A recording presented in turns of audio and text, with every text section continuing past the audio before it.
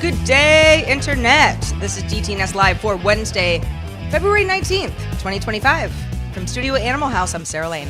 In Studio 7 in Los Angeles, California, I'm Tom Merritt. Here in Salt Lake City, I'm Scott Johnson. And I'm the show's producer, Roger Chang. Daily Tech News Show Live is made possible by you. And I'm looking right at you, Hector Bones, Tim Ashman, Johnny Hernandez, and everybody welcome our brand new patron, Mark. Yay, Mark. Woo. Welcome to DTNS Live. This is the show where we discuss the tech news to help us all understand it a little bit better together. How's everybody doing? Scott Johnson, you need a studio name. I know. I got to think of one. I mean, I could say from Frog Pants Studios in Salt Lake City. I could say. I mean, that would be lovely. That'd be all right. I might. Yeah. You know what I might do? No need to overcomplicate it. That's perfect. Yeah, maybe make it simple. Although I like Sarah's fun way of doing it. You know, it's because I keep moving. She actually I licensed simply can't that. stay anywhere. Yeah, long to the enough makers to of the keep movie. She actually gets a royalty for that. I see. Yeah. Right. Yeah. Yeah, but Redwood, I'm wish. still getting pennies on the dollar. Well, mark Great. your calendars. Next week, it's going to be super boring. It'll be Scott Johnson from Frog Pants Studios in Salt Lake City. Watch for that. Well, I mean, that doesn't sound You got a week boring to think me. about it. Yeah. I mean, Roger, in the same vein, I mean, you Studio vein too. sounds good to me. Studio vein. vein. Yeah. Hope it's a Studio vein. happy vein. A healthy From studio vein. in the same vein, I'm literally Roger Chang. Roger likes to say, I'm Roger Chang from the Los Angeles area. I don't know. I am studio. I guess I'm here. Studio here. I like that too. Pretty good. Well, we are all here, and we're happy that you're all here with us. So, in that vein, get it? Let's All right. check the news. Goodbye to a fair friend. But hello to Apple's brand new iPhone 16e. The 6.1-inch OLED display phone was announced Wednesday. It has Face ID. It has USB-C charging, not Lightning. It has a long battery life, thanks in part to Apple's first in-house 5G modem, the C1 chip. No more Qualcomm modem in this version of the phone, and probably in future phones as well. And it all starts at the low price of $599. Has the A18 chip, just like the iPhone 16 itself. That supports Apple Intelligence, advanced photo editing tools, and all the other apps that you would get on any other iPhone 16. Pre-orders start Friday, February 21st. Shipping February 28th. Goodbye, iPhone SE and iPhone 14 Plus. Your watch has ended. Oh. Nice. You know, with every Breath you when take. God closes a door, somewhere He opens a window. That's Yeah. right. Yeah. Woo. Gotta Opens air that- windows. Air it out. Well, let's hope so. Microsoft announced a breakthrough in quantum computing with its Majorana 1 processor based on a new material and architecture developed over what it says is 17 years. The processor uses topological qubits powered by the Majorana particle to potentially scale up to 1 million qubits on one single chip. The new topological superconductor material could lead to more accurate simulations and breakthroughs in fields like medicine and material science. Microsoft partnered with DARPA to build a fault-tolerant quantum computer in the coming years. Yeah, no electrons. Majorana particles or Majorana particles. I don't know. Major Anna. I have no idea. Major Anna, I'm Microsoft. Instagram is giving DM some new features like message translation across 99 languages. Users can also schedule messages up to 29 days in advance, pin up to 3 messages per chat, and share 30-second music previews in group chats or broadcast channels. You'll also soon be able to use QR code invites for group chats. Boy, I am not using Instagram DMs enough to understand why this is great, but I know a lot of people who that's how they communicate. We recently Within DMs. coordinated a group dinner over Instagram group chat. Wow. Oh, there you go. All right. Bloomberg's sources say Niantic, best known for Ingress and Pokémon Go, perhaps you've heard of it, is exploring a sale of its game development business to Scopely for approximately $3.5 billion. Again, this is sources talking to Bloomberg. Pokemon Go had massive success. Niantic's subsequent titles haven't gotten the same level of popularity, although many games haven't, resulting in layoffs and project cancellations in recent years. The company has since pivoted to geospatial technology and machine learning for real-world mapping. VentureBeat sources say Chinese game publisher NetEase has been directed by the government to divest overseas holdings. NetEase denies this, but Tuesday it laid off staff in Guangzhou and Seattle that developed its Marvel Rivals game, which launched very successfully in December. Continues to be very successful, by the way. That game's yeah, and it's top not. three. They're not pulling the game; they're just laying off the people who made it. Yep. Cameron John Wagenius, a U.S. Army soldier, pleaded guilty to using attack methods to steal AT&T and Verizon phone records, facing up to 10 years in prison and a $250,000 fine for each of 2 counts. His arrest and indictment last year were linked to the activities to other attackers involved in significant data breaches against Snowflake in 2024 were involved with as well. All right. Humane, makers of the AI pin that was designed to be attached to whatever you were wearing, a lapel, and replace the day-to-day activities of a smartphone, is getting sold. In fact, it's getting sold to HP for $116 million. That includes its CosmOS software, over 300 patents that Humane was holding, and some key staff. Not everybody, but some staff, including the founders. Discontinuing its AI pin, though. So the AI pin, if you've got one, is not going to be long for this world. The device will lose cloud-based functions like calling, messaging, and AI queries after February 28th, though limited offline features will remain. Humane's founders will lead a new HP IQ division over at HP, focusing on AI integration into HP's PCs, printers, and other products. Yeah, this makes sense to me. This part makes sense to me. HP wants to boost its AI development. Every company does. Every company's trying to figure out, what are these large language models good for? Where can we use them? Where can we implement them in our devices? So if they can pick up some smart engineers and some intellectual property for cheap, I'm not saying HP is going to make a Humane AI-like pin, but even if it just ends up meaning that their printers have some smarter error correction, right? It may not be a big feature that grabs the headlines, but it makes sense for AP for $116 million. That's a bargain. They're going to get that. I am shocked at the 10-day notice that you have to get your data. If you're now, granted, there's only like a couple 10,000 of people that bought this, but you don't got much time to grab your data, and the only feature left apparently after it's done will be your ability to check battery life. Oh my gosh!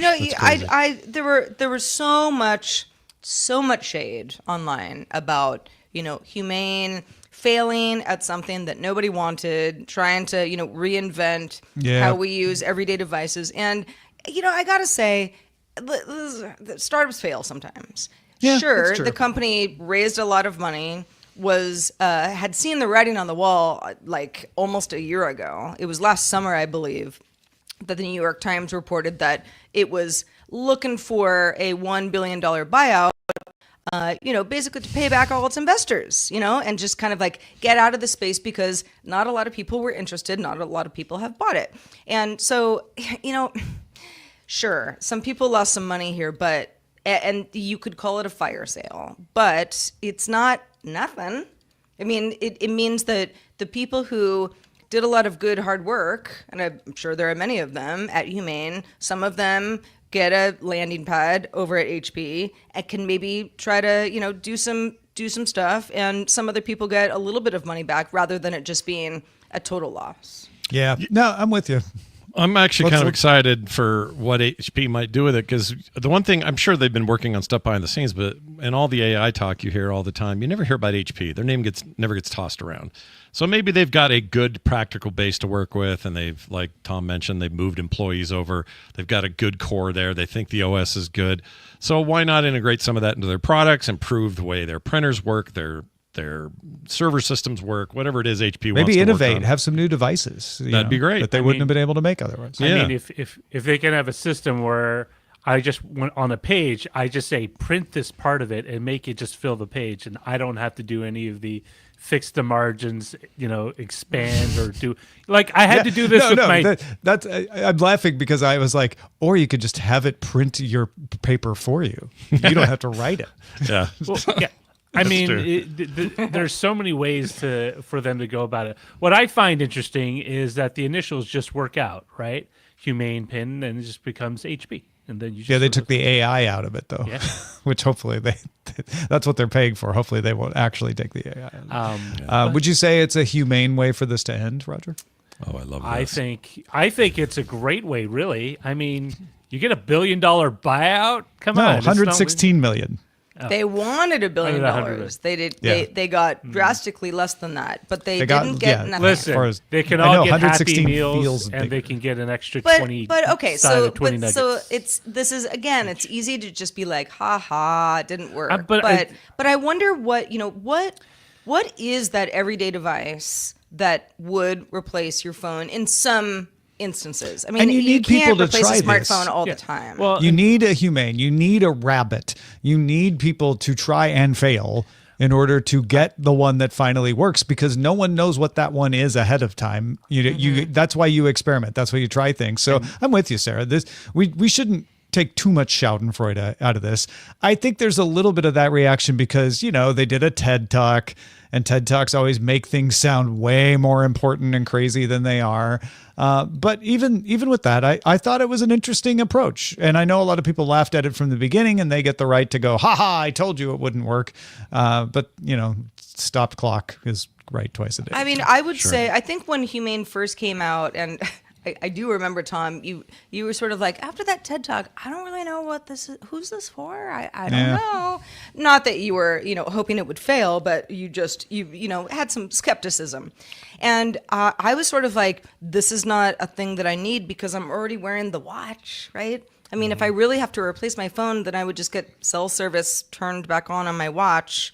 Because right now it's just Wi-Fi only. But that's what we always say until the new form factor proves itself, right? I was like that about cameras in phones. I'm like, why do I need a camera in a phone? Like, I can buy a camera and use a camera. Well, and it wasn't long ago that the idea of Google Glass, people were like, well, that was ambitious, but like nobody wants it. It's like, well, now people do want it. Yeah. Now people want that form factor if it works for them. And people learned the shortcomings of that form factor. And I think part of it is that AI was hardware along with the software. So far, when people imagine, or at least hear people talk about AI, they think of generative AI. They think of a service you access through a website or an app or whatever. But Humane was developing the software and the hardware. And unfortunately, the hardware wasn't worked out. I think the broader perspective is that in AI, as an investment, not everything works out, and you should be prepared for that. In AI, I mean, in technology, in general, not everything works out. AI is sort of the buzzword. But I only clarify because I think it's becoming a trope to think like, oh, AI, it's just a scam, right? Oh, and no, it's no, not. no. It's no different than the internet was, right? At the beginning, a lot of people felt the way about the internet that they feel about AI now. And but I do think that there are some unrealistic assumptions of what it could do. Absolutely. But it's not. But sort of like the internet. No, exactly. There were so many things about the internet, right? Webvan went belly up, and then but that idea still is Humane kept going. The web van of AI? Possibly. I mean, but you need it. You need someone Somebody's to take the boat. Somebody's always got to come first. Someone needs to take the boat out, or the Q cat. Is Humane the Q cat of AI? No.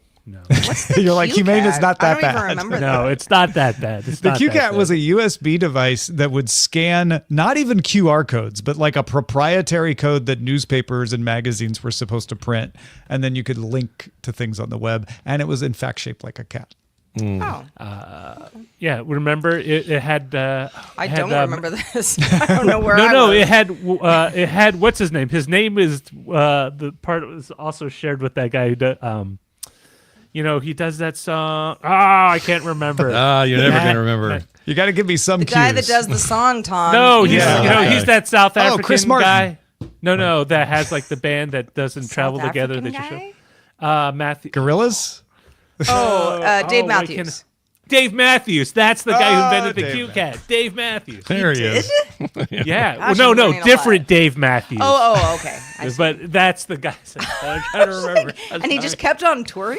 Yeah. That's, Here's you the know. thing, long though. way. We've been Prolific around guy. tech. We've been around tech so long, though. We've seen this a million times. I remember Steve Ballmer, a capable co-founder of Microsoft, standing up and bravely saying, "Touchscreens aren't the future." He was so wrong. Well, Right. So when this stuff kicks, He was it right kicks. until he was wrong. He was right until he was Yeah. wrong. Exactly. They were Yeah. right when they tested the market for tablets, and it didn't work out. Unfortunately, Apple decided later they would make it, and they didn't believe him, and then bam, it happened.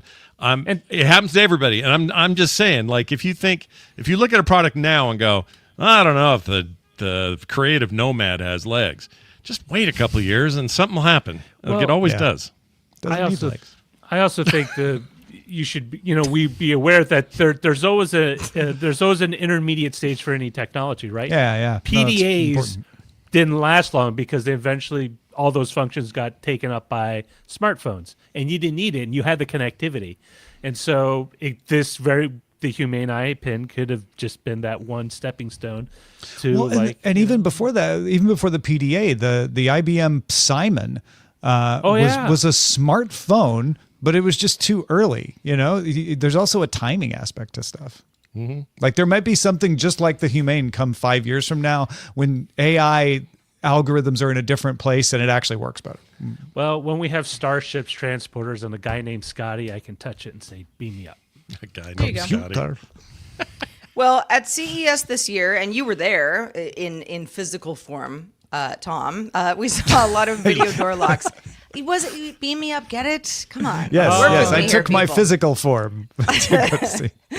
So video door locks, they are a thing, but Eufy is the first to ship one, and it added a feature that none of the rest were promising. Tell us more. Yeah, I wanted to talk about this because I think it's an interesting product with a couple of interesting features, and I'll get to those in a second. But also a side effect is like, hey, a shipping product from the CES world. That's always fun because, you know, the reputation is that products don't ship from CES, and I think that's an undeserved reputation lately. Or that they don't ship quickly. Yeah, there's a lot more stuff ships. It is announced even shipping at CES than there used to be. Anyway, the FamiLock S3 Max is from Eufy. It is very similar to most of the video door locks that were announced at CES, which is basically combining the video doorbell into the lock. So 2K camera, 180-degree field of view, motion sensing, all that kind of stuff. The ability to view the camera on an app, but also with these door locks, putting a screen on the inside of the door. So if you don't have your phone in your hand or you don't want to dig it out, you can actually see who's at the door right away. That's cool. Eufy has added the ability to read your palm to unlock the door. So it's using that camera to also scan your palm, and it's got some machine learning algorithms that are trained on palm identification. You can store up to 50 palm prints in your lock. That way, unless your family, as I said on briefing this morning, is larger than 50, you should be fine to be able to store your whole family and friends in there. It is $400 coming on March 17th. And you can pre-order it from Eufy right now or just wait till it shows up in store shelves March 17th. But I wondered what you all made of this, because immediately when you talk door locks, everybody jumps to security. Like, how are we going to hack this? Are people going to chop each other's hands off so they can use their palms to unlock doors? They said this about opening car doors as well. Yeah. You know, I mean, I use my thumb to open my car door. And people chop your thumb off like multiple all the times. time. I mean, so many times. So many times I've lost thumbs. And it takes a while to regenerate. It's a whole thing. But yeah, I mean, that is, every so often there's been some sort of weird situation where I have to actually like use the physical key that's in my fob to get into my car, and I'm like, oh man, remember we all did this? But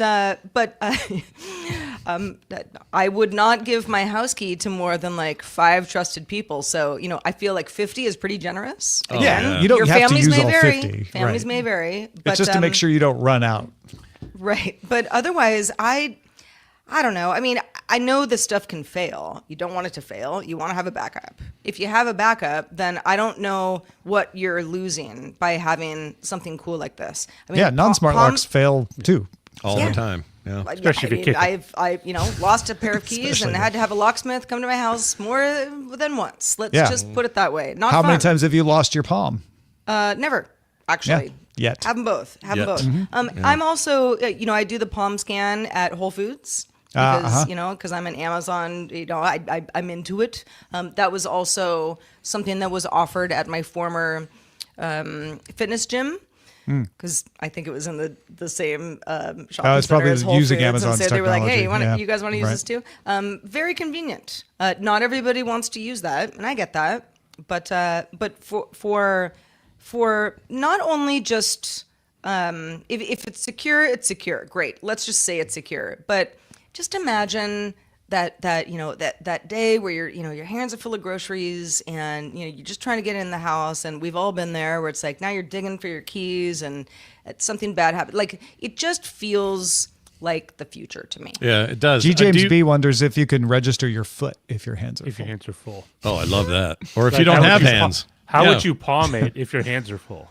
Yeah, nobody ever talks about the footprint, only the fingerprint. I'd have to take my shoe off. Quentin Tarantino does, but the rest of the world doesn't. Here's my question. If I go up to one of these things, am I touching the surface or am I hovering in front of it? No, you're waving it in front, and it scans your palm. Yeah. So it knows all the ins and outs of my It's Face hand. ID. Yeah, and you can't use a picture of a palm. It has depth sensing. We're pretty good at that stuff, like with Face ID now. So okay. I mean, I haven't tested it. So your mileage may vary, but that's the claim, is that it would be difficult to fake. Yeah, I would be really curious probably about that. Easier to fake a house key than it would be to fake this. I think just at some point, I always thought gestures were going to be the thing. I thought it would be like you had to do a little dance only you knew, like a secret handshake. But with your lock. Like a little bink bink or whatever, and it would go boop and let you in. And Like I think side I was to wrong-headed. side. Like, it makes more sense that we just do things that are, a sensor can truly tell that this is your hand. I mean, I'm kind of all for this. It's easy to think of all the things that could go wrong. Well, if they really want, truth is, if somebody really, really wants to get in there, they'll find a way no matter what you're doing. They're going to go through the window. Yeah, exactly. They'll put their palm through windows, but they'll use their palm for something else. But. I use my palm to enter your house. I mean, I think that sometimes my front door to my apartment has, the top half is a window. And I'm like, if you were to break the window and you jump could just through reach that, in and open the then door. I mean, hopefully I would wake up and call the police. But I mean, you're still getting into the front half of my house. Mm-hmm. Anybody could do that. That said, I think it's worth pointing out that Eufy made this BHMA Grade 1 durability, which is the highest available rating for residential and commercial locks. You don't see smart locks get that kind of durability rating a lot of times. So, we're saying all these things about how you get around locks, but it is a pretty durable lock as locks go. Yeah. Well, so this is probably not something that I'm going to buy because again I am a renter and I'm not going to be here all that long. But for you homeowners out there, is this something that you want? I might have even bought this as a renter at a certain point in my life because I did that with thermostats where I was renting. I put in my own thermostat and I just took the Nest thermostat when I moved. So you could do that with this and then you wouldn't have to change the locks, right? I mean, it's weird because like at least in San Francisco, I used to use the garage door opener the same way, except like the one on the side of the door. To open your front door?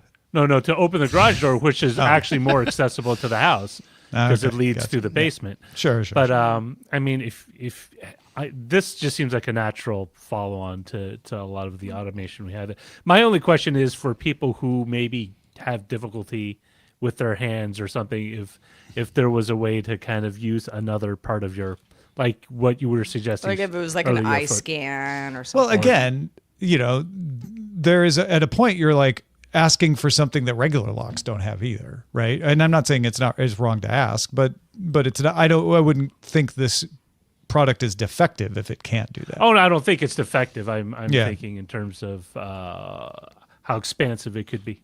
Yeah. Yeah. It's interesting though, right? Like, I don't know. I feel like there's there's a time coming right now where it will be just as simple as not worrying about your palm, but just walking up to the door and it'll just know it's you. And it will be reliable. Like, oh, that's... Yeah, it'll just say, oh, that's Roger. Yeah, and you're not going to be able to do much to change that because it's going to be that good. I really do think that's coming. So this feels like a little bit of a stepping stone, maybe one worth investing in the meantime, but ultimately we're just going to walk up and it's going to go, boom, welcome home, Scott, and that'll be it. It says there are 5 ways to unlock it. I assume one is a key, one is your palm, one is a phone. Would it be like NFC? Oh, like a YubiKey. One is just ramming yourself through the door. One is breaking the window. One is a crowbar, and you're good. Yeah. Okay, here we go. App, fingerprint, voice. You can unlock by voice. Now that one, I'm not. That one, I'd like to know how that's ironclad. Because everybody knows the person who does good. Sarah, voice. can you repeat after me? Say open door. But it also has a keypad. Oh, it does. Right. Okay.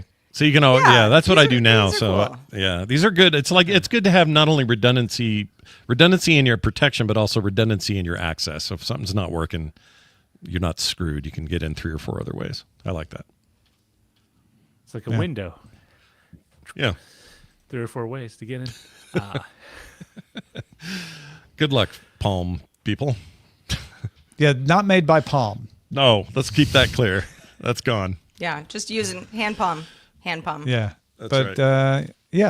It's not. By the way, also because it's already too late. Somebody already emailed us, I'm sure. But there are other palm reading locks that do this. It's Eufy putting it into the video smart lock is what's interesting to me here, because we didn't even talk about that aspect of it, of like being able to see who's out the door automatically without having to pull out your phone like you do with a Ring doorbell or Eufy's other doorbells. Like you can just look at the door if you're there. I mean, the app is great when you're not there and you can pretend you're there, but I also like that you see yourself coming to the door, the person coming to the door. To me, that's a deterrent if you're somebody up to something. It's better than seeing someone else as you approach your own front door. Yeah. Oh, it'd be even cooler. The video screen's on the inside. The person walking up to the door doesn't see them. They don't see. Because the stuff I saw showed them reaching out and pushing buttons on it and putting their hand up and stuff, and they could see. Yeah. No, you can see them doing that. That's right. They can't see themselves though. Yeah, there's no video screen forward. The person on the inside is the one who needs to see. Oh, I know. I thought maybe it was double-sided, and if that was the case, I like that because I don't know. To me, if I see myself on someone's camera, I immediately straighten up and go, "Oh, I can't." That's true. That's a good point. Yeah. Well, if you have other good points you'd like to add to Scott's good points, say them in our Discord. There's a vibrant conversation going on there. You can get in our Discord by linking your Patreon account at patreon.com/DTNS. All right, Scott Johnson, there is news that Microsoft developed a generative AI model that can make some sort of game world. Tell us more. Well, it's a little interesting. It's actually something I've been heard talk about for a while, but not from a big company and not somebody who's all ready to do it. They put out a video and everything, but VentureBeat reports that Muse, a generative AI created by Microsoft Research, can create game environments, and they do this based on visuals or players' control actions. Essentially, a game, this thing can watch you play a game in every way, not just visually, but say, I can tell the way they move when they go left versus the way they go right, and how up is more sensitive than down, and the environment looks like this when this is happening, and really just gauge the entire experience. And then they can take that, in theory, and translate that into a game. It could build a game from that. And I can hear a lot of people saying what I'm already thinking, which is, well, that seems dumb because if all it's doing is matching what you're already doing, then you're just duplicating the game the person's playing. And then you could say, well, add this and add that, and you could start to tweak it out. But essentially, the worry is that it would start eating itself. The snake would eat itself over time, and it would just sort of replicate itself too much. Ouroboros the game. Ouroboros the game. That's a great way of putting it. I was trying to come up with the right term earlier, but it's actually kind of hard to describe this. They talk about it a lot with like image generation and video generation with AI right now. They're starting to train on themselves. Yeah, it's starting to get weird. So that's a fear, or not a fear, but that's a potential outcome of all of this. But this is even deeper than that, or more interesting than that, in my opinion. In this paper, they described the model that it would be able to take like years worth of Xbox back catalog Imagine, I don't know, 100 other games that have never been either re-released, made backwards compatible, or otherwise made available to you as a player. Be able to take that back catalog and very quickly make it a releasable product again, either to resell it or to give to those who maybe already own digital rights to it. That's interesting. Now, how good it is at that, they would have to present that. We'd have to see. But that would include it's going to have things to like, get there, basically. it would have to get there. And this includes a lot of stuff nobody thinks about, like deep tendrils of compatibility, right? The thing was developed for a PowerPC platform, and it's really different now, and the environment's changed, and all the APIs are different, and it would have to be something that was smart enough to take all of that, pull it into something current so everybody could play it wherever they wanted to now, and do this in an efficient way that wasn't all artifacty and ugly and janky. That has to be proven out. We haven't seen anything, but that's the potential. It's also interesting that this thing will be able to give you kind of a practical blueprint of what happens in the interaction in your game. And that's everything from what creatures and NPCs are doing to what you're doing as a player to what the environment's doing. How destructible is it? That kind of stuff is interesting as a just data set to look at and go, this is what players are doing. So in a way, it's also another way to sort of help with traditional, as it stands, game development, to analyze how people are playing and say, oh, interesting, we probably got to add this ability to the wizard, and then this solves a problem or something that we didn't see with our own eyes. So that's some of the use case for this thing. A VB interview, Katja Hoffman, Senior Principal Research Manager at Microsoft Research, says this: we designed the model to use the most general data format, which we call human interface of visuals and controller actions. So the goal there is to see it as practically as possible and then translate that data into something useful. So all of that's super interesting, and I do really want to see what they do, especially with old catalog and that sort of thing. I know Tom had a great conversation with Jen Cutter about the potential of game preservation, which we talk a lot about on the show. And this is another step in that direction, potentially, of preserving old titles. And we're just talking about Microsoft at this point. This, sort of model could pop up with everybody. And before you know it, Sony, Nintendo, and everybody and their dog are doing something similar. So it'll be interesting to watch. But the most sensible use case I can think of is nobody really wants a computer to go, I see how you play Halo. I will now make Halo-like experience. Beep, boop, beep. There it is. Right. Well, nobody wants that. We already have Halo. Now, if you're telling me it's demonstrably a better experience of a Halo game, well, then show us that, and then we'll talk about it then. Till then, though, this feels more like a hand-holding technology that will be there to help devs make improvements to what they're making. Forget about the back catalog and the preservation. That stuff, I think, can happen. Because you're bringing what's old, current. It's just a kind of a different direction. But when you're talking about new stuff, new games, new platforms, new generations, this seems like something that would be very useful to gather data about current gameplay and how players do what they do, and applying that information to what you're making next. Huh. How So you'll plug all that in, I don't know. But sort of this would be great for game modders who create their own levels, because you could take an esports a celebrity and say hey, we based this level based on yada yada's skill set. So if you can beat this, you're at this person's level. Doom modders are going to be mad because this is going to just make it so that anybody can do it. Yeah, right. But it does open it up to a lot more people, which long enough timeline, that means you'll have a greater variety of stuff, maybe more garbage as well, but you'll have a more variety of things that people can try. I think it's great. I also think outside of gaming, it does have potential practice. For example, if you watch the flow of people, how they move through a building, you can figure out, hey, well, you know what? Maybe this layout doesn't work for a hospital or a library or a school. We should design it this way instead, because you can. I think that's a different tool, and there are tools like that. But I get what you're saying. Is there's probably other uses you could put this to beyond just game design. Yeah, well, in the case of game design, you're dealing with so much interactivity that it makes it kind of a very specific application of this science. Well, I mean, the idea is that the model can watch and learn and see how people interact with the environment. A lot of that kind of thing is already done in like training autonomous vehicles and stuff too. Sure. Right. That part isn't necessarily the new part of this. It's the dynamic aspect of it, the interactivity. Yeah, and for those that are home going, you know what I'd really like is for a machine. I just log in and go, today I feel like playing a role-playing game. Make me one. And then walk away and come back in a half an hour, and bam, you've got a completely new and unique to you role-playing game. I mean, is that in our future? Possibly that's in our future. But I don't think we're anywhere near that, and I'm not so sure that the quality of that experience will be anything close to a human-assisted one. So these tools are going to be integrated. They're going to get used. You're going to see this data used in how games are getting made regardless. But there will always, I think there's just always got to be this helping hand of, all right, well, we get this basic information from this, but now we need to craft that, and we need to do that this way or whatever. This is 300 by 180 pixels right now. Yeah, it's real small right now. Yeah. We're talking it'll like get better. We're talking like Game Boy, original Game Boy resolution, essentially, and we're talking a very rudimentary application. But let's go back 3 years and look at AI image generation. We have come a very, very long way, very quickly. It's a cool addition to storyboarding. When you're storyboarding your video game, you could use this to be like, well, let's try that section. Yeah. What do they call that? Rapid. What's the word? Rapid application development. No, it's like rapid.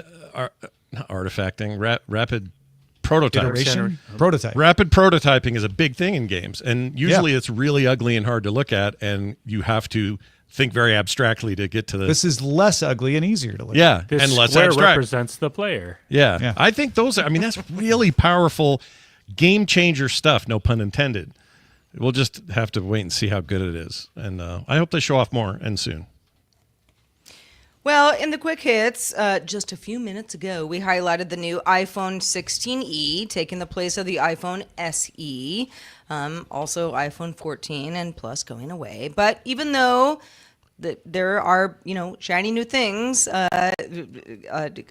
including Apple Intelligence and photo editing features, there are other things that people are going to miss from those older phones and less expensive phones. Roger, what say you? So with the announcement of the iPhone 16e, the iPhone SE is, of course, discontinued, as you just said. But that might not matter to most people. But Mac Rumors actually notes that the SE at the time was the smallest phone in the iPhone lineup with a 4.7-inch screen. Now that the smallest 16e, now the smallest is a 16e, which has a 6.1-inch screen. The line also loses a few things like the Touch ID interface, which is replaced with face recognition. Now, in a separate announcement, Alcatel introduced the W10 or WP100 Titan smartphone. The Titan is a 1.3-inch thick smartphone. It comes with a 33,000 milliamp hour battery, which is good for 4,459 hours, or roughly 6 months of standby time. Or if you want to watch videos back to back, 49 or 46 hours of continuous video playback. Also has an LED flashlight in the back. It's designed for outdoorsy work, but that phone totally feels like the opposite of where a lot of phones want to be today, which is thin and light. But I wanted to ask because I actually like small smartphones. Unfortunately, there aren't that many on the market that have the capabilities that I want. What would you give up in your smartphone if you could have the feature that you really wanted integrated in? For example, I would totally give up screen real estate to have physical tactile buttons on my Pixel 6a. Interesting. I hadn't really thought about that. Like, we got so far away from physical keyboard needs that I also appreciate, like, the most recent iPhones with the action button and the camera button thing on the side. I really like those. So I'm kind of. I just wish the action button wasn't right by the volume, which I have learned that the top volume is the top button, and then they put the action button above it, and now I have to relearn. But that, maybe that's just a me thing. Yeah, my action button is turning the ringer on and off, and Same. I just end up going like volume all the way. No, I meant the action button. Shoot. I guess I'm basic. Well, you are as far as we're all smartphones basic. go. I'm like, I want a bigger screen. I want it thinner. I want fewer buttons. Like they're doing all the things that I want. So I mean, that's why this is a hard question. When Roger says like I want physical buttons on a phone, I'm like, my old BlackBerry, my old Sidekick. Like, do I really miss them? No, those were, that was yesteryear. At the same time, if given a choice, unless I'm out and about, in which case I probably don't have my laptop on me. If I got to do something real quick, I want a keyboard. I want a physical keyboard. So I go to my laptop or I sit here rather than try to type out some email on my phone, which is possible. I know it's possible, but it's just not the easiest way to do it. Yeah. One of the reasons I end up using a laptop is because you don't have true multitasking on phones, right? Stuff gets reloaded when you bring it back to the front, and it's annoying. Yeah. And mobile sites insist on giving you mobile versions instead of the desktop version. So I guess I'd want that. I'd want just give me the actual desktop version. Give me true background processing. I don't care about my battery life. Give me the option. Yeah. I actually do. I had a BlackBerry Storm and I loved it. And I remember typing much better on that than I do now with a touch keyboard. Partly because I have big thumbs or something. I don't know. But there are certain features I really miss. I also loved my 5A until I threw it on the ground by accident. And it had Why did you stop using them though? Because I threw it on the ground and it broke. I guess you already answered that. You're right. No, but is it just that they get old and the battery starts to die and the processor's slow? I wonder why these features don't stick around if people want them. I suspect you're in a minority of people who I want definitely could be a minority, and other people might not complain. But I saw that Titan phone, and it's you know what? I know it's the size of a brick, but there's something to it about having that much battery life to a phone where that's a niche phone that if everybody wanted that would be the phone everybody bought, but it's not because it's a niche that wants it, but it's a valuable niche, right? They're able to make a business out of that. Same with ruggedized laptops, right? Same idea. And for me, it's the battery life. I would really like to have at least 2-day, battery charge, which my 5A used to do until I broke it, and the 6A and all the subsequent Pixels, except for the most recent. The 16E has 28 hours battery life. It's not 2 days, but it's good in there with that. Really it's good, partly because of that new modem. So I know this is an unpopular opinion, but I'm all I need is 1 day of battery life, and hear me out. Because this is how I felt before I ever had the Apple Watch and I was rocking the Versa 2, the Fitbit Versa 2, the battery life was so good that I would just forget to charge it. And then it would run out and I'd be like, oh man, I have to set a calendar reminder for myself, because it was if I have to do the same thing every day, then I'm good at it.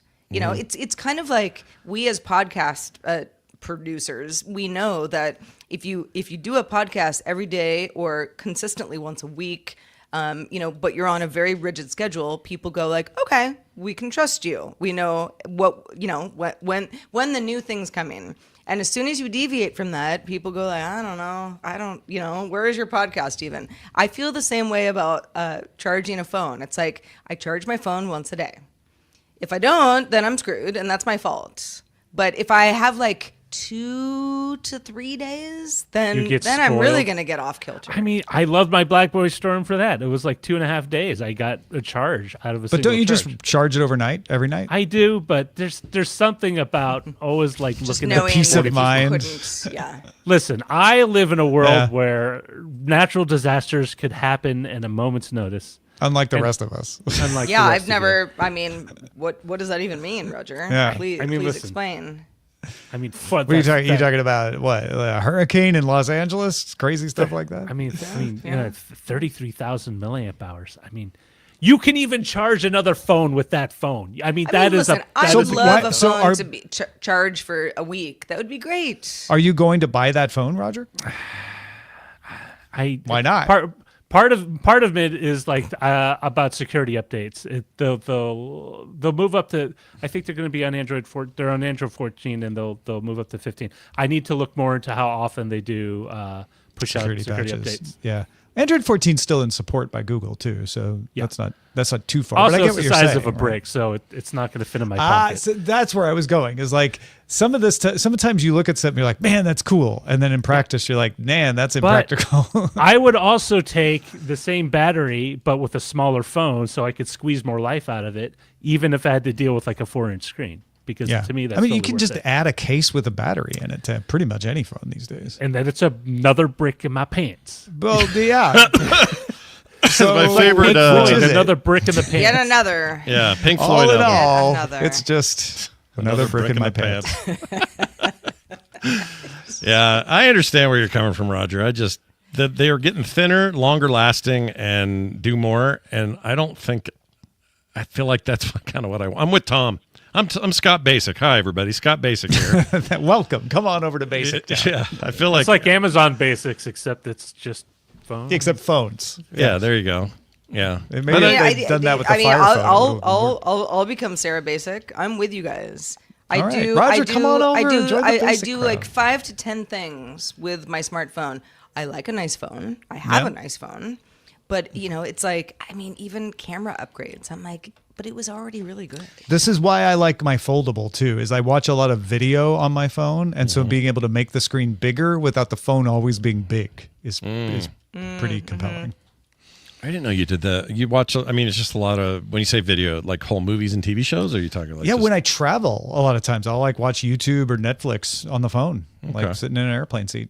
That makes sense. You're the one that converted me away from dedicated e-readers. Now I just use my phone. That's your fault. You did that. Welcome to Basic Town. Yep, Basic Tom, Basic Scott, doing basic stuff. Love it. Yeah, basic.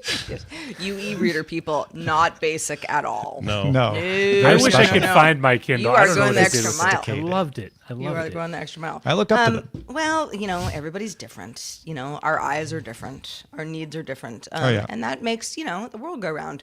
Right. Speaking of the world, let's check out our global mailbag.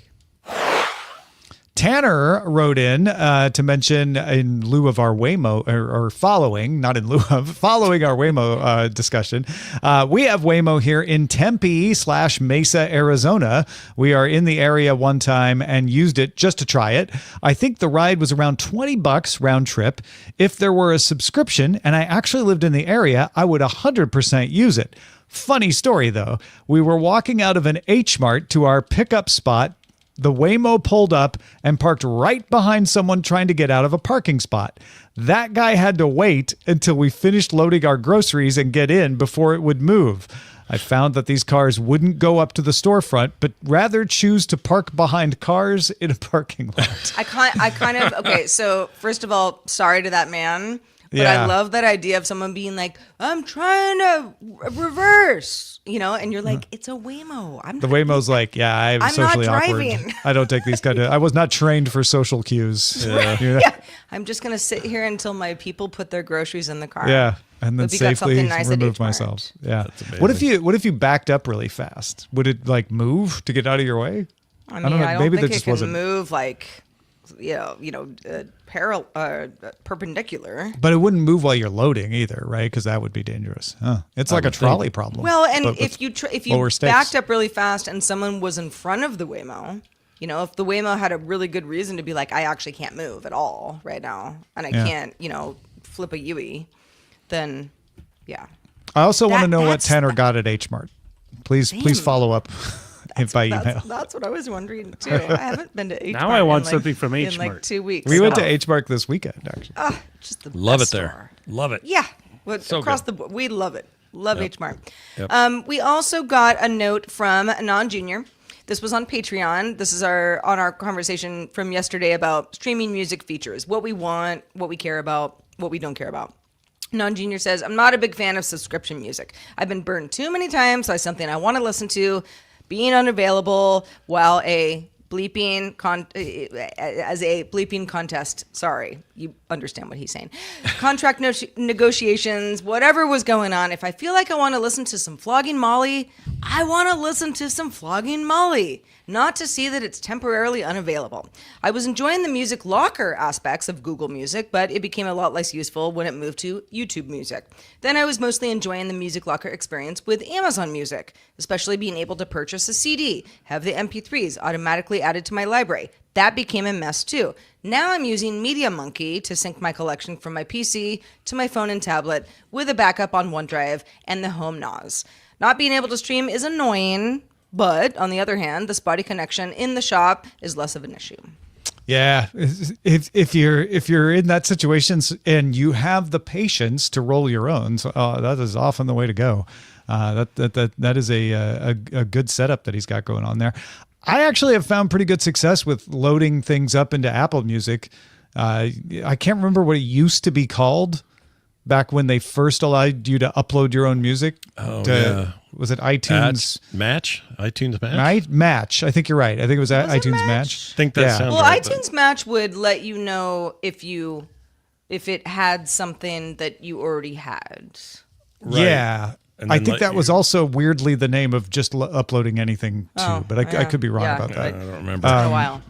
But you can just upload things in Apple Music now, whatever it's called, and I use that all the time, and I'm able to stream the Dung Beatles and Cattle Guard and all these weird Austin bands that no one has, but they're in my Apple Music. So hopefully that won't become a mess the way Amazon and YouTube Music did for you, Anon Jr. Yeah. Well, Dung Beatles everywhere. If you have thoughts on anything we talk about on the show, we do want to hear your feedback. Please send it our way. feedback@dailytechnewsshow.com. Scott Johnson, you keep sending yourself back our way. That's every true. week. Every and time. Sometimes a bonus show, which we're doing right after this show today for Patreon members. It's going to be a lot of fun. But let folks know what you're up to these days away from here. Well, on Thursdays, I do a show called Core, and you'll notice when I come on the show, there's a lot of video game talk. I love the industry, love talking about the machinations around it. And one of the machinations happening right now is a big kerfuffle around Marvel Rivals, which was a big deal. Big shooter game, making lots of money, challenging the big boys on the block.